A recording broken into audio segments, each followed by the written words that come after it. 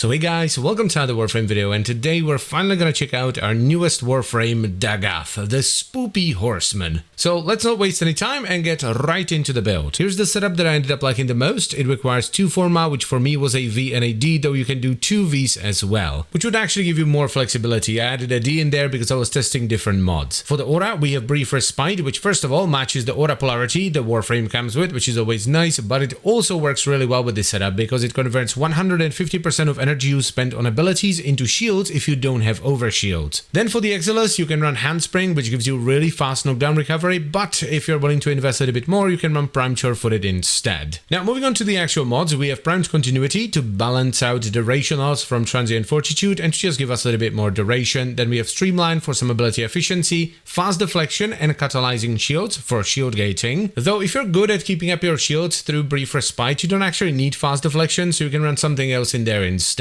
I'm not a big shield gating guy, so having Fast Deflection, which shortens the delay on shield recharge, is really nice. Then we have Stretch for a wee bit of extra range, and we top it off with Intensify, Transient Fortitude and Ogre Secrets for a ton of strength. Strength is really good on Dagath because it affects everything, right? The slow on word sites as well as the damage on word sites. It affects the damage redirection on Doom, which is ridiculously strong. Like, you will see this chunk enemies for a massive amount of health. It gives you a downright unethical amount of crit through Grave Spirit, and it makes your horses do a ton of damage and strip a ton of defense. The way you play this is very straightforward. You want to keep up your third ability at all times for the buff and defense, then you activate your first and second ability in that order, and once your first ability goes off, you unleash the horses. If you do that, you're gonna see an absolutely stupid amount of damage. The clip you just watched was level 185 in Steel Path, and it one-shot everything. One thing to bear in mind here though is this setup is very energy hungry. You're constantly spamming your first and second ability to just sort of do decent damage and to keep up your shields for shield gating. And whenever you see either a big group of enemies or a really strong enemy like an Acolyte, you use the horses to absolutely destroy them. And because of this, it doesn't really work all that well unless you can sustain the energy, so I run Zenuric and Death Cube. Zenuric provides a nice constant stream of energy and Death Cube provides extra energy orbs whenever it does its in 10 kills. The build is also a little bit more demanding than most other builds because you constantly have to cast stuff to keep up your shields, otherwise you're just gonna die. Your third ability can save your life once, but once that's on cooldown, you're just gonna get pancaked.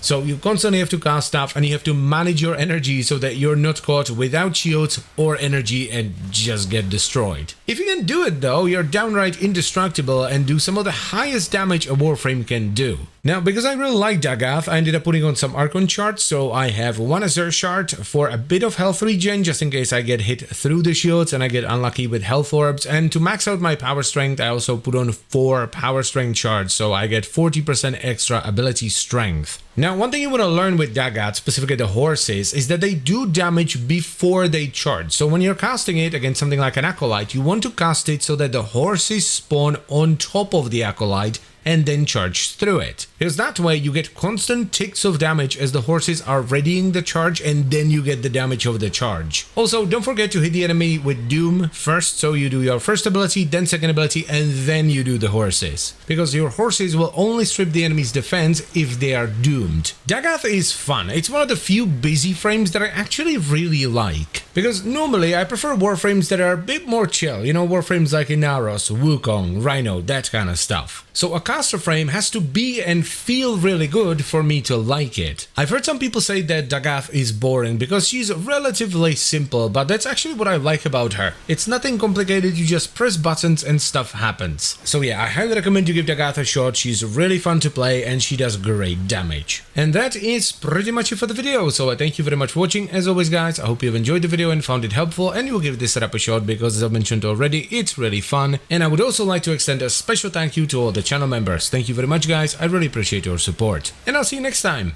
Bye bye.